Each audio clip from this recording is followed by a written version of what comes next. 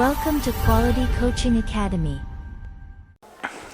अच्छा जनाब, तो आज का ये हमारा पहला लेक्चर है ऑर्गेनिक केमिस्ट्री के बारे में। पहला लेक्चर है, पहला हमारा ये चैप्टर है। ये जो टर्म है ऑर्गेनिक, ये यूनानी ज़बान का लफ्ज़ है और ये आया है ऑर्गेनॉन से। और ऑर्गेनॉन के मानी होते हैं इंस्ट्रूमेंट के या टूल के। और फिर तकरीबन 18th सेंचुरी में केमिस्ट्री ने ये लफ्ज़ इस्तेमाल किया। ऑर्गेनिक जो वर्ड है ये बर्ज़िलियस नामी एक साइंसदान ने इस्तेमाल किया था। बर्ज़िलियस ये साइंटिस्ट का नाम है, बर्ज़िलियस। ये तकरीबन 1815 के करीब उसने इस्तेमाल किया और उसने कंपाउंड्स की ये डिवीज़न की, ऑर्गेनिक कंपाउंड्स और inorganic. Organic means derived, obtained from organism, यानी कंपाउंड्स की डिवीज़न इस तरह की कि एक वो कंपाउंड्स हैं जो लिविंग ऑर्गेनिज्म से हासिल होते हैं, यानी प्लांट से या एनिमल से, बैक्टीरिया और फंगस वगैरह से। और दूसरे ऐसे कंपाउंड्स हैं कि जो कि inorganic, in means not, which are not organic, मतलब जिनको हासिल किया गया रॉक से, चट्टानों से, मिट्टी से या फिर एयर से, इस तरह के कंपाउंड्स जो हासिल हुए। तो बर्ज़िलियस ने ये डिवीज़न की थी कंपाउंड्स की कि ये दो किस्म के होते हैं। ये हैं कंपाउंड्स जो कि दो किस्म के हैं।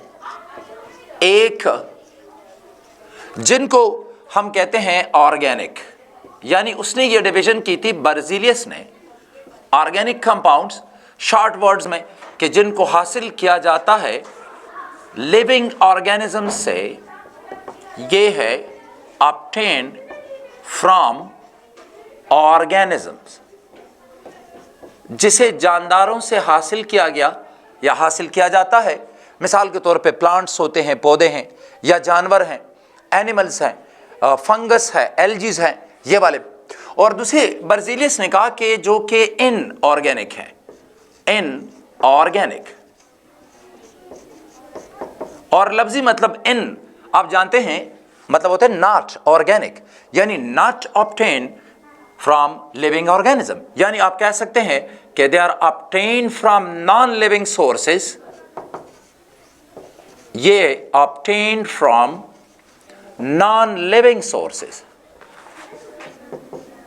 Non living sources.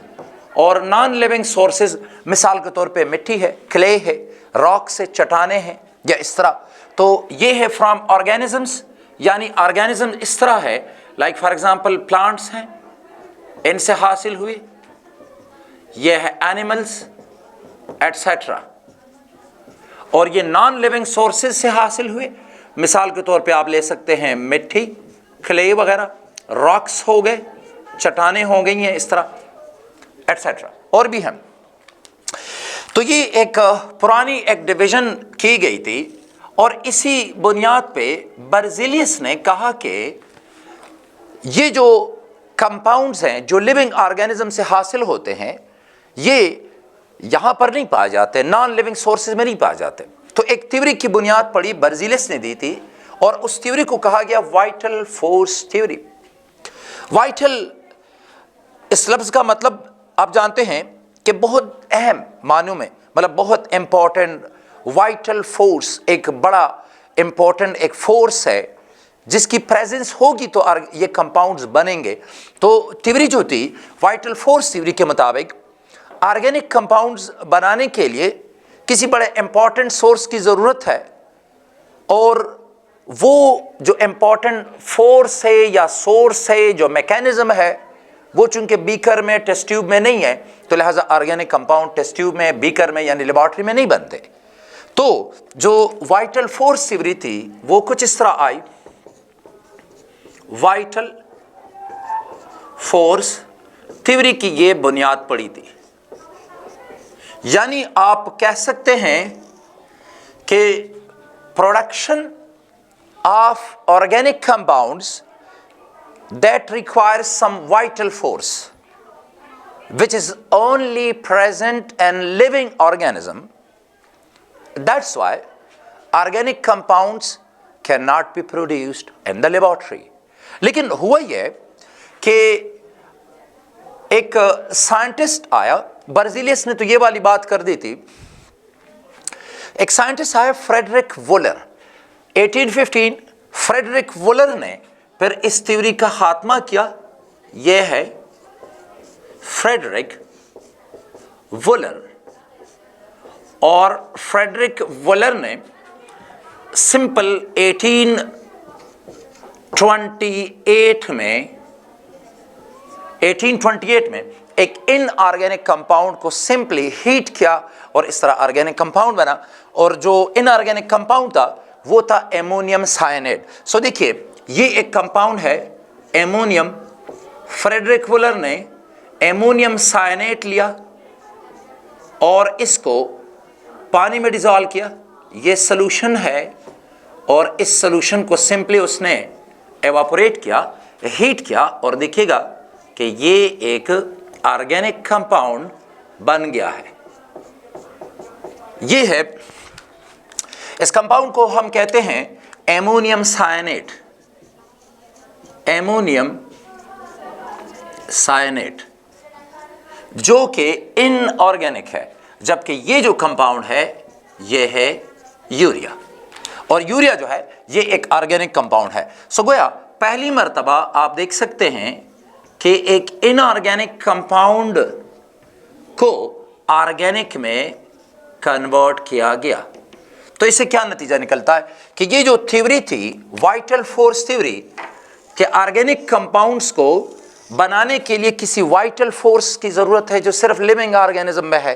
तो जनाब यहाँ पे तो कोई वाइटल फोर्स नहीं है, सिंपल एक छोटा सा बीकर है, या आप कह सकते हैं टेस्ट ट्यूब में इसको हीट किया गया, तो कोई वाइटल फोर्स नहीं है, सिंपल हीटिंग है, और जो इनऑर्गेनिक है वो ऑर्गेनिक में कन्वर्ट हुआ। जब एक मरतबा ये दीवार गिर गई तो फिर बहुत सारे ऐसे कंपाउंड्स थे जो ऑर्गेनिक है और जिनको लेबॉरेटरी में बनाया गया। Like for example modern day में आप जो देखते हैं, यहाँ पे मैं डेफिनेशन इसकी लिखूंगा।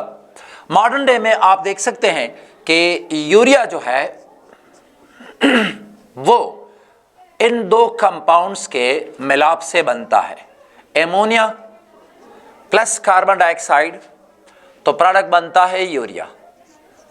NH2 डबल बॉन्ड ऑक्सीजन और फिर NH2। तो ये दोनों इनऑर्गेनिक हैं और ये ऑर्गेनिक है। सिर्फ ये नहीं है, और भी बहुत सारे हैं, जैसे कि आपने गैस वेल्डिंग में एसिटाइलिन का आपने शायद जिक्र सुना हो।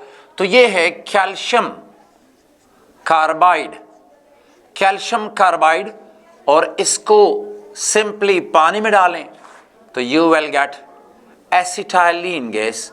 ये एसिटाइलिन गैस है जो कि ऑर्गेनिक है, और साथ साथ कैल्शियम हाइड्रो ऑक्साइड।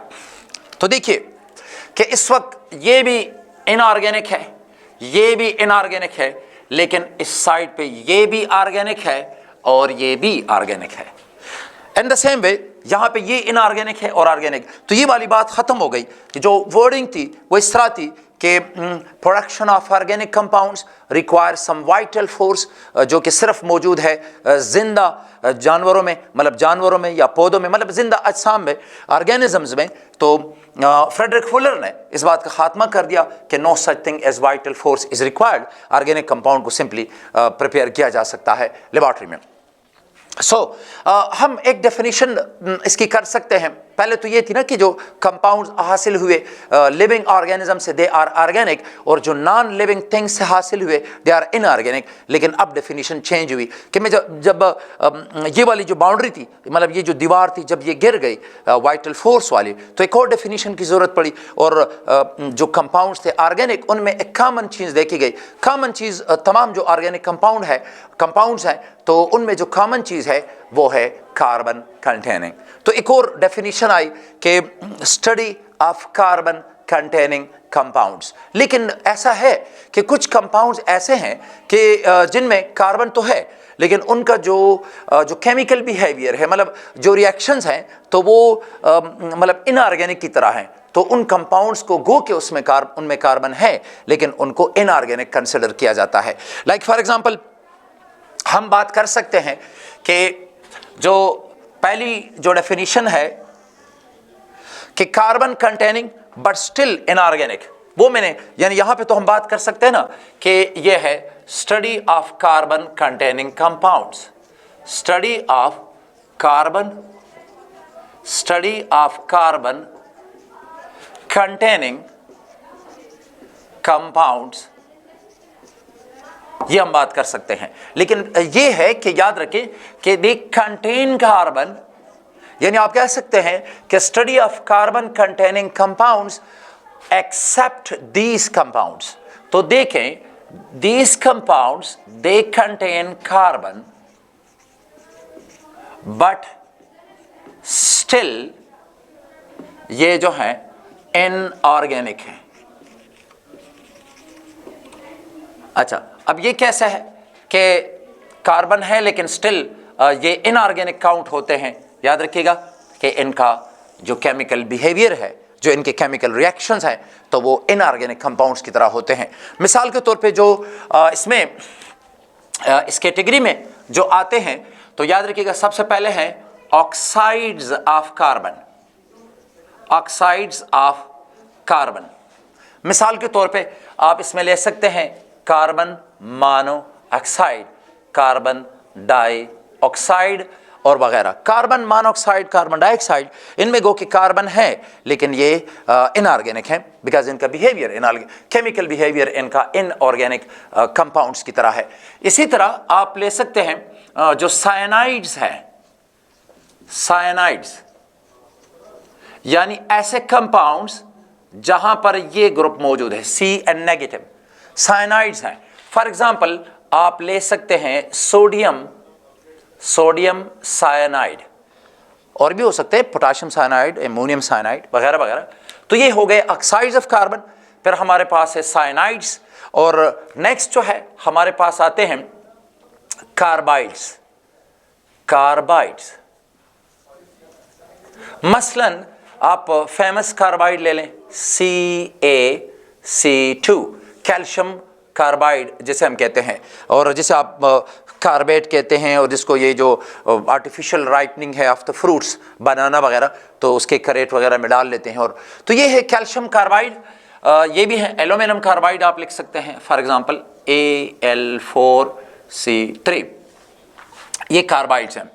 इसके अलावा साइनेट्स, तो इस साइनेट को लिखना ना भूलिए, बिकॉज ये है, ये वो साइनेट है जिसने वाइटल फोर्स थ्योरी का खात्मा किया। तो ये हमारे पास नेक्स्ट जो है, तो ये है साइनेट्स। साइनेट्स मिसाल के तौर पे ये है एमोनियम साइनेट। और इसके अलावा भी काफ़ी सारे कंपाउंड्स बनते हैं। मिसाल के तौर पे जो फेमस कंपाउंड्स होते हैं हमारे पास इनऑर्गेनिक में, तो वो है कार्बोनेट्स।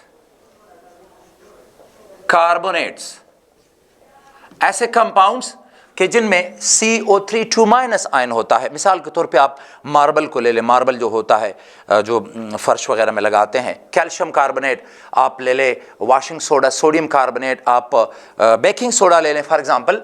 तो ये है कार्बोनेट्स, यानी जहां पर ये वाले आयंस हों 2-।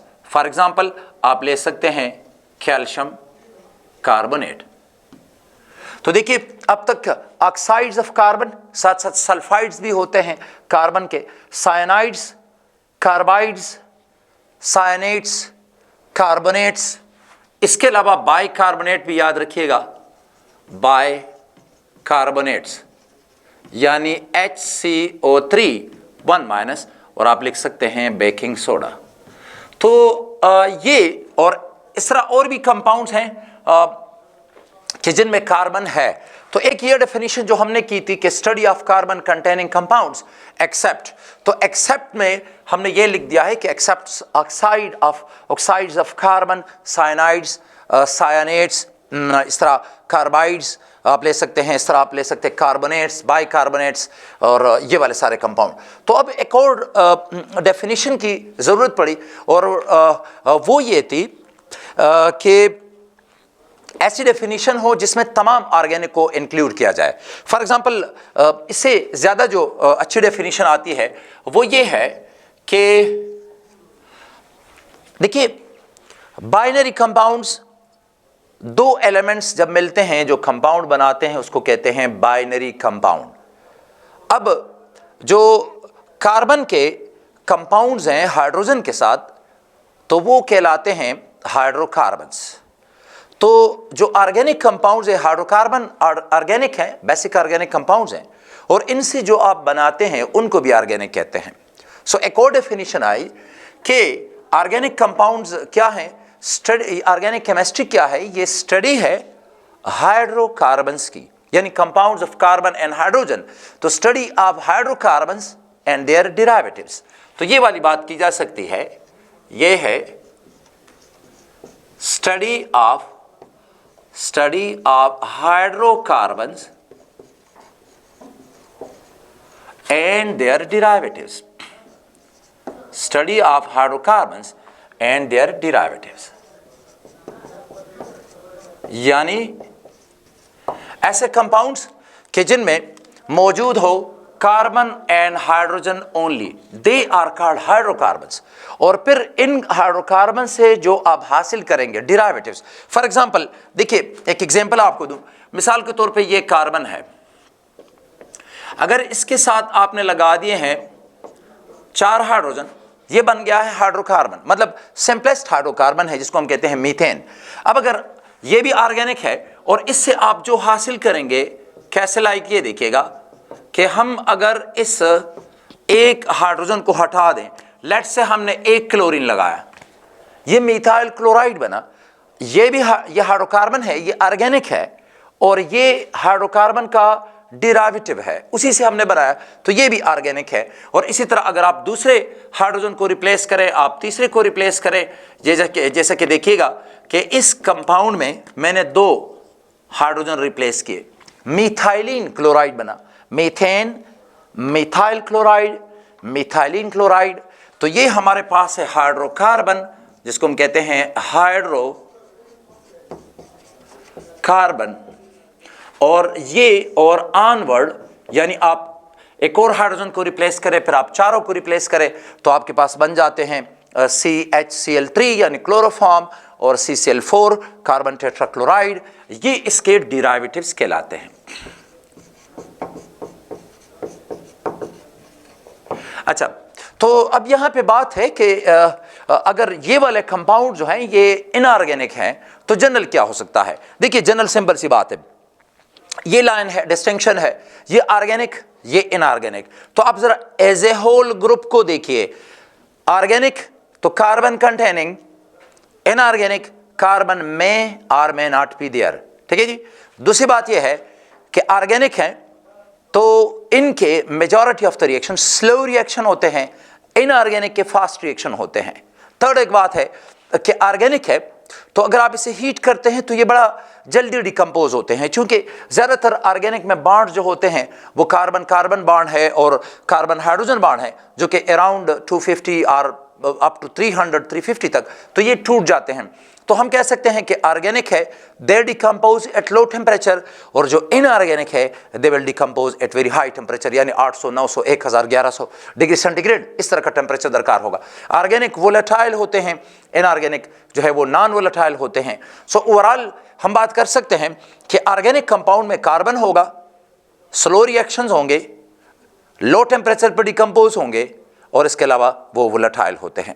जो इनऑर्गेनिक हैं उनमें कार्बन ज़रूरी नहीं है कि उनमें कार्बन हो, उनके फास्ट रिएक्शन होते हैं, हाई टेम्परेचर पे वो डिकम्पोज होते हैं, और जनरली नॉन वोलेटाइल होते हैं। बहुत कम ऐसे हैं जो कि वोलेटाइल हैं। तो ये हमारा एक पहला लेक्चर था जिसमें हमने बात की कि ऑर्गेनिक केमिस्ट्री क्या है, और जो इसकी समरी बनती है organic chemistry study of hydrocarbons and their derivatives है। और इसमें हम तमाम ऐसे कार्बन कंटेनिंग कंपाउंड्स वो स्टडी करते हैं कि जिनके स्लो रिएक्शंस हों, जो कंपाउंड मोर वोलेटाइल हों और वो जल्दी डिकम्पोज हों।